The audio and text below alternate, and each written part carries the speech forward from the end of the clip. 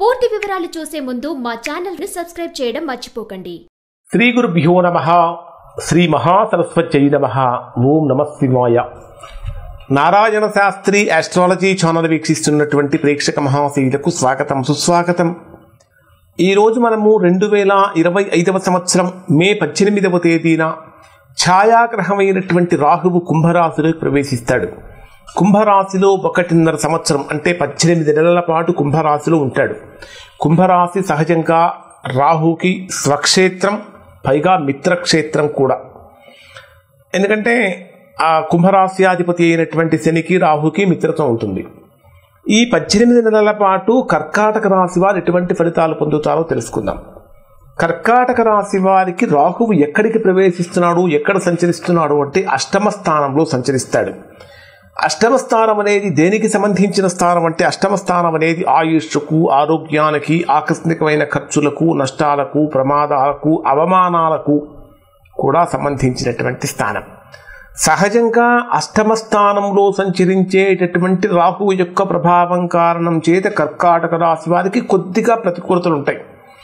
ముఖ్యంగా ఎలాంటి ప్రతికూలతలు ఉంటాయి అంటే అష్టమ స్థానంలో రాహు ప్రవేశించినప్పుడు మొట్టమొదటిగా కొన్ని ఆరోగ్య సమస్యలు కలిగిస్తాడు.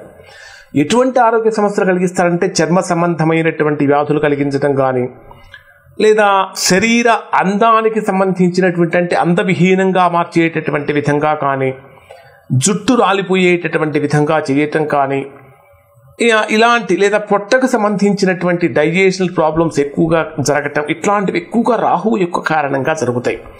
రాహువు ఈ అష్టమ స్థానంలో ప్రవేశించినప్పుడు అనేక రకాలైనటువంటి అంటే మల్టిపుల్గా అనేక రకాలుగా ఏదో ఒక సమస్యతో ప్రతిరోజు ఇబ్బంది పడుతున్నామా అనేటటువంటి భావన కూడా కలుగుతుంది. ముఖ్యంగా అష్టమ స్థానంలోకి రాహు ప్రవేశించినప్పుడు మూత్ర సంబంధమైన సమస్యలు వస్తాయి. కాబట్టి ఎట్టి పరిస్థితుల్లో కూడా కర్కాటక రాశిలో జన్మించినటువంటి వారు చేయకూడనటువంటి పనులు చేయకూడదు. అంటే చేయకూడని పనులు అని చెప్పాను కానీ నేను ఆ పనులు ఏమిటో నేను ఈ వీడియోలో చెప్పలేను. కాబట్టి అధర్మబద్ధమైనటువంటి పనులు కానీ, అనైతికమైనటువంటి పనులు కానీ ఇక్కడ ఈ రాశివారు చేయకూడదు. అలా కనుక చేసినట్లయితే మూత్ర సంబంధమైనటువంటి వ్యాధులను కర్కాటక రాశి వారు ఖచ్చితంగా పొందుతారు. అష్టమ స్థానంలోకి రాహు వచ్చినప్పుడు ఏం జరుగుతుందంటే ఆలోచన విధానంలో ఫికిల్ మైండెడ్ పర్సన్స్గా మారిపోతారు. అంటే ఏమిటి, ఒక నిర్ణయం తీసుకుంటే ఆ నిర్ణయం మీద స్టేబుల్గా ఉండలేకపోతారు. ఏదో రకరకాలైనటువంటి సమస్యలు కలుగుతూ ఉంటాయి ఇక్కడ ఈ రాశి వారికి. అంటే స్థిరమైనటువంటి చిత్తాన్ని కోల్పోతూ ఉంటారు. దాచిపెట్టినటువంటి ధనమంతా కూడా ఏదో ఒక రూపంలో ఖర్చు పెట్టిన దాకా వీరికి మనశ్శాంతి కలగదు. అనేక రకాలైనటువంటి అధికమైనటువంటి ఖర్చులు కూడా పెరుగుతూ ఉంటాయి. కాబట్టి కర్కాటక రాశి వారికి అష్టమ స్థానంలో రాహు ప్రవేశించినప్పుడు ఖర్చులను చాలా వరకు నియంత్రించుకోవాలి. ఇంకొకటి ఏమిటంటే అష్టమ స్థానంలోకి రాహు ప్రవేశించినప్పుడు ఏం జరుగుతుందంటే సహజంగా జాతకులకి అంటే కర్కాటక రాశి వారికి కోపం పెరుగుతుంది. సాధ్యమైనంత వరకు కోపాన్ని కంట్రోల్ చేసుకోవాలి. ఎట్టి పరిస్థితుల్లో కూడా కోపం తెచ్చుకోకూడదు. సంతానపరమైనటువంటి విషయాలలో కూడా కొన్ని సమస్యలు కలుగుతూ ఉంటాయి. ఇంకొకటి ఏమిటంటే ఆర్థిక సమస్యలు ఏర్పడకుండా తగినంత ప్లానింగ్ ఉండాలి.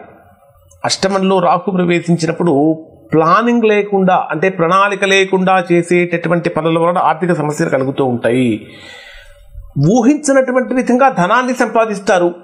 ధనం వచ్చినటువంటి ఆనందంలో దాన్ని ఖర్చు పెడుతూ ఉంటారు. అంటే పొదుపు తక్కువగా ఉంటుంది, సేవింగ్స్ తక్కువగా ఉంటాయి. కాబట్టి కర్కాటక రాశి వారు సేవింగ్స్ మీద ఎక్కువగా దృష్టి పెట్టాలి. అష్టమంలోకి రాహు ప్రవేశించినప్పుడు ఏం జరుగుతుందంటే సహజంగా కుటుంబ సభ్యుల మధ్య అన్యోన్యత తగ్గుతుంది, అండర్స్టాండింగ్ తగ్గుతుంది, భార్యాభర్తల మధ్య అవగాహన తగ్గుతుంది. అలానే కుటుంబంలో నివసించేటటువంటి వ్యక్తుల మధ్య కూడా అంటే కుటుంబంలో మన ఫ్యామిలీలో ఎవరితోటైతే కలిసి ఉంటున్నామో వారితో కూడా కొద్దిగా అన్యోన్యత తగ్గుతుంది. చేసేటటువంటి వృత్తిలో కూడా స్థిరమైనటువంటి స్థిరత్వాన్ని కోల్పోతూ ఉంటారు. ఒక స్థిరత్వం ఉండదు. తరచుగా ఏదైనా ప్రొఫెషన్ మార్పు జరగటం అనేటటువంటి జరుగుతూ ఉంటుంది. ముఖ్యంగా చెప్పాలంటే నిజాయితీగా పని చేయటానికి చాలా కష్టపడాల్సి వస్తుంది. అలానే అంటే కొన్ని అనైతికమైన పనులు చేయటం వల్ల సంఘంలో అగౌరవం కలుగుతుంది, అపకీర్తి కూడా కలుగుతుంది. అంటే జనరల్గా రాహు వలన అనుకూలతల కంటే ప్రతికూలతలు ఎక్కువగా ఉంటాయి. ఇవి కర్కాటక రాశి వారు ఇవి బాధపడకండి. కారణం ఏమిటంటే మీకు గోచార రీత్యా రాహు అష్టమ స్థానంలోకి వచ్చినప్పటికీ మీకు ఏదైనా రాహు మహర్దశ కానీ రాహు అంతర్దశలు కానీ జరుగుతూ ఉంటే దాని ప్రభావం ఎక్కువగా ఉంటుంది. అలా కాకుండా మీకు మిగిలిన మహర్దశలు అంతర్దశలు జరుగుతుంటే దాని ప్రభావం ఎక్కువగా ఉండదు. ఒకవేళ మీకు జన్మలగ్నంలో కూడా రాహు అష్టమ స్థానంలో ఉండి ఇప్పుడు కూడా అష్టమ స్థానంలో కనుక వస్తే అప్పుడు దాని ప్రభావం కొద్దిగా జరుగుతుంది. అటువంటి సందర్భంలో కొన్ని ముఖ్యమైనటువంటి పరిహారాలు చేసుకోవాలి. ఆ పరిహారాలతో పాటు ఒకసారి మీరు మీ వ్యక్తిగత జాతకాన్ని కూడా పరిశీలన చేయించుకొని దోషం ఎక్కడుందో తెలుసుకుని దోష నివారణ చేయించుకుంటే సత్ఫలితాన్ని పొందుతారు. కొన్ని ముఖ్యమైనటువంటి పరిహారాలు ఏమిటంటే అష్టమ స్థానంలోకి రాహు వచ్చినప్పుడు ఎప్పుడూ కూడా మీరు ఎంత ధనవంతులైనా, మీ దగ్గర ఎంత బంగారం ఉన్నా, ఒక వెండి వస్తువు, ఒక వెండి ఉంగరాన్ని మీరు ధరించండి. అష్టమ స్థానంలోకి రాహు వచ్చినప్పుడు వెండి ఉంగరం, అది ఏదైనా కావచ్చు, ఒక వెండితో తయారు చేసినటువంటి ఉంగరాన్ని ధరించండి. కొన్ని రాగి నాణ్యాలు ఉంటాయి. ఈ రాగి నాణ్యాలను ఒక 8 నాణ్యాలు తీసుకొని వీటిని ఏదైనా సరే నదిలో వేయండి. ఇలా వేయటం వల్ల నది శుభ్రపడుతుంది, తద్వారా మంచి ఫలితం కలుగుతుంది. ఇంకొకటి ఏంటంటే గోచార రీత్యా అష్టమ స్థానంలో రాహు వచ్చినప్పుడు మీరు జన్మించినటువంటి రోజు, పుట్టినరోజు నాడు కానీ, లేదా మీరు జన్మించినటువంటి నక్షత్రం ఏదైతే ఉంటుందో ఆ నక్షత్రం మనకు ప్రతి నెలా వస్తూ ఉంటుంది. అంటే ప్రతి నెల మీ నక్షత్రం ఏ రోజైతే ఉంటుందో ఆ రోజున ఖచ్చితంగా ఒక 8 బాదం పప్పులు తీసుకోండి.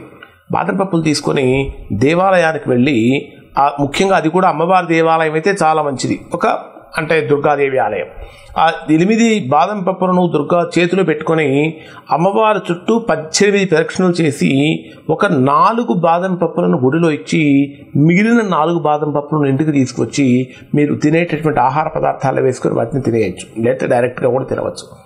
ఇలా చేయండి ఖచ్చితంగా మీ పుట్టినరోజు నాడు. ఇలా చేయటం వలన గోచార రీత్యా అష్టమ స్థానంలోకి రాహు ప్రవేశించినప్పుడు అపముఖ్య దోషాలు తొలగిపోతాయి, అనారోగ్య సమస్యలు తొలగిపోతాయి, ఆర్థిక సమస్యలు తొలగిపోతాయి, అన్ని రకాలైనటువంటి అనుకూలతలు కలుగుతాయి. ఇవి కర్కాటక రాశి వారికి రాహు అష్టమంలో సంచరించడం వల్ల కలిగేటటువంటి ఫలితాలు. శుభం.